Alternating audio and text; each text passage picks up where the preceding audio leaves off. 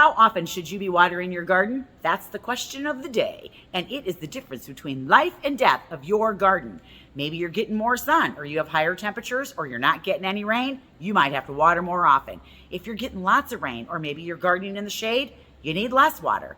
Are you gardening in the ground? Are you gardening with pots? What size are those pots? All of those things play a factor into how much water and how often you should be watering. Watering efficiently is very tricky, and so let's learn about how to water. So welcome everybody. You are at Gardening with the Landscape Connection. My name is Michelle. I live up here in Northern Illinois, and that is what we're going to talk about today: how to water. So you can overlove or overwater or underwater or underlove your garden, and that will play a big role into how healthy your garden is. Some things to think about when you're actually putting your garden in are, what are the water needs of the plants that you're putting in the garden? Are you putting plants together that have the same watering requirements? Are you putting an astilbe, which is a water-loving maniac, next to a sedum, which is drought tolerant, and then watering them the same and expecting them to be totally fabulous in the garden? That information should be on the tag, and if it's not, you can usually Google it and find that information out. So when you're planting your garden, think about that. Are the watering requirements of the plants that you're putting in low, medium, or high? Also, the age of the plant can determine how much water it needs. If it's young, it needs more water at the beginning, but once it matures, maybe it needs less water. Also, your soil type and the drainage capacity will also determine how much water you need to be putting into the ground. Do you have loamy, sandy, clay, silt? All of those factors play a role in how much water you need to be watering. I guess how much water you need to be putting into the soil would be a better way to put that. So sandy soil, the water's going to flow right through it. Clay soil, a lot of you probably experience clay soil. It kind of just holds on to that water and doesn't drain as quickly. Also, weather plays a huge role. How much rain are you getting? Are you in full sun or are you in the shade? Is it overcast today? Is it windy today? Windy conditions really dry your plants out too. So those are all things to think about when you're setting up your watering schedule for your plants. Now, some people are like, watering schedule? What do you mean a watering schedule? I have to have a watering schedule? I thought I could just rely on the rain. Well, maybe in some parts of the world you can, but in others, nope, you got to have a watering schedule to keep your gardens healthy, thriving, and looking good. Because if your gardens aren't healthy and thriving, what happens? You get bugs, you get disease, things die, then you spent all that money putting your landscaping in, and then you didn't spend the time watering it properly, and then you're out there buying things again. Why would you want to do that? Get yourself a watering schedule so that you don't have to do that. There is some common sense when it comes to watering. Now, if your plant looks like it's under drought stress, you need to water it.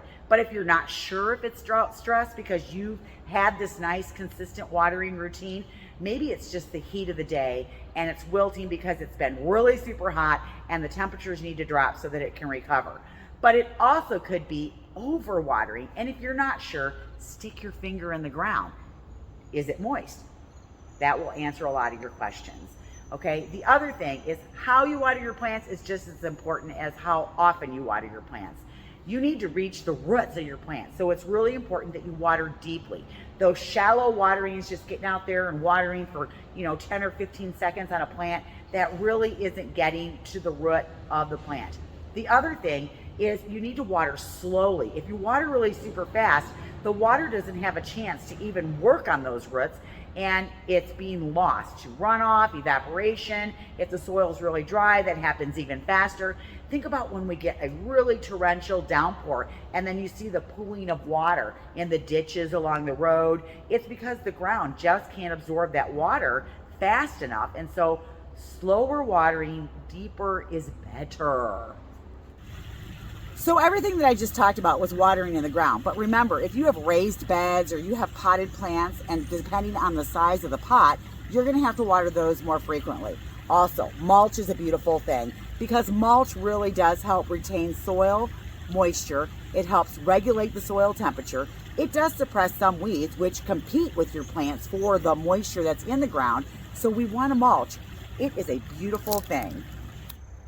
So water needs in your flower beds can really depend on what you choose to put in your beds. Are you choosing natives? Are you choosing grasses? Are you choosing drought tolerant things? So they might only need to be watered once or twice a week. Now the rule of thumb is that you want to get 1 to 2 inches of water down to those roots every single week. And you kind of have to figure out, how do I know what 1 or 2 inches of water is? So what I always tell my clients is, go get a Tupperware dish or a pie pan or something, put it out in your garden, and if you're using a sprinkler, for example, turn your sprinkler on and let it run.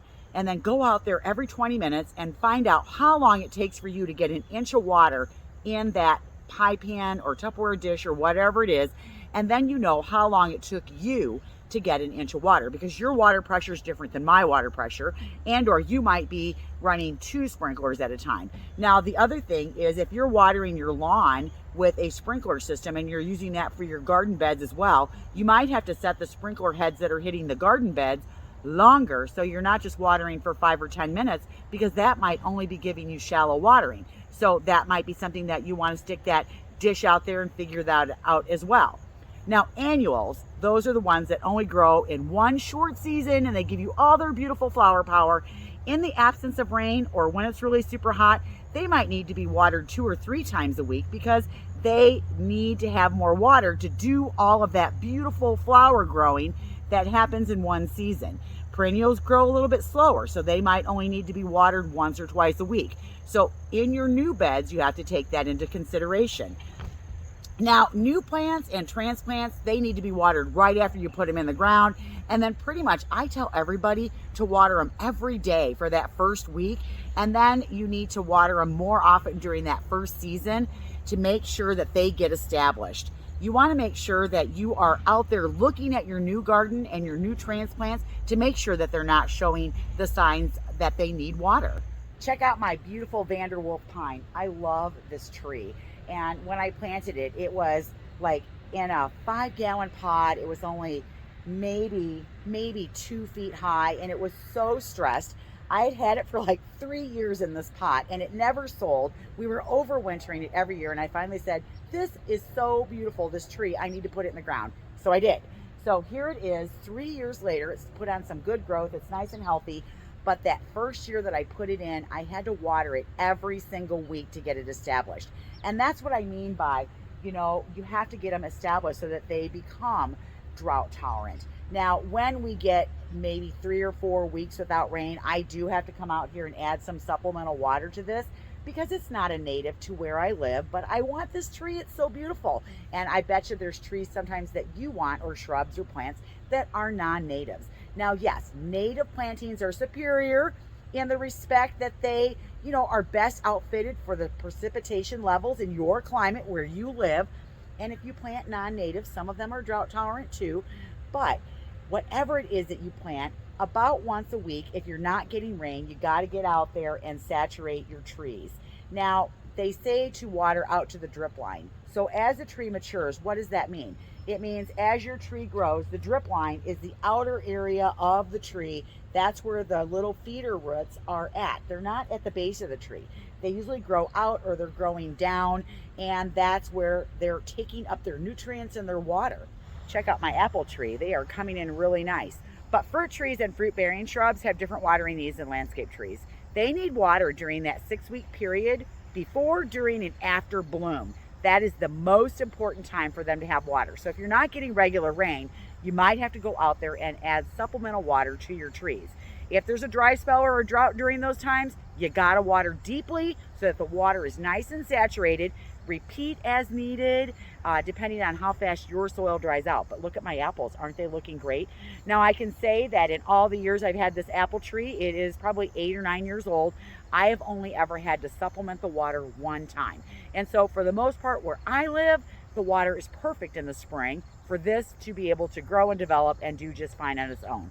But again, that very first year I put it in, I watered it a lot to make sure that it got developed and got established so that it could be this big, beautiful tree that I got going on right here. Oh, that's a good apple. Okay, so now it's winter. How do I know if I'm supposed to water or not? You're really only going to water in the winter if you're going through a drought and the temperatures are above 40 degrees. because your roots are still alive, and if the ground's not frozen, they're going to need some water. You don't want to water when the ground is frozen because you're just going to make ice. So how do you know? Well, if you go a month or more, and I would say no more than 6 weeks without any precipitation whatsoever, no rain, no snow, and it's above 40 degrees, you're going to have to get out there and do some watering. On trees, you want to get about 10 gallons of water on a tree for every inch in diameter that the trunk is. Shrubs, for every 3 feet, you want to get about 5 gallons on there. And then perennials, you want to get, just get in there and get some water on them. Especially if this stuff is new and you just planted it in the fall and it's not fully established yet, you definitely want to get out there and get some water on things. Again, if you're going to water in the winter, you need to make sure that the air and the soil temperature are above 40 degrees, and do it like midday. That's going to be the warmest part of the day and the best chance for everything to really soak in. And if it continues not to rain or have snow and it stays above 40 degrees, every month you need to get out there and do that. It's just a good practice to do. Now, I have personally never had to water in the winter here where I live, but I'm sure there's places out there where that happens. The only other thing is, in my area where I live, because it does get cold, is evergreens don't have the ability to pull water up through their roots in the winter. And we do get a lot of storms that come in from the northwest. And if you've got evergreens that are planted on the northwest, it might be a good idea to cover them with this product called Wilt Stop. Now, typically you're going to do this after they've gone dormant, which here is usually, the first or second week in December, and you spray this all over the leaves. Now, I use this mostly for boxwoods because they're the ones that dry out the easiest here. And I find that this product works great. And what it does is it seals the needles so that it holds all that moisture in there, and it has a better chance of not drying out through the winter. So I love this product. It's made by Bonide, but this is a great product to use if you've ever had that problem with your boxwoods. So that's all I have for today. I hope that this answered some questions for you guys. And it was, even if you have been gardening for a long time and you learned one little thing, that makes me happy. And if you're a new gardener, I hope that this helps you know how to water your garden. Remember, the rule of thumb is 1 to 2 inches of water per week. Water deeply, less often, and water in the morning if at all possible. That takes us through watering. I'm Michelle with the Landscape Connection. Thanks so much for watching. We'll see you in the next video. You guys have a great day and keep on gardening. Bye, everybody.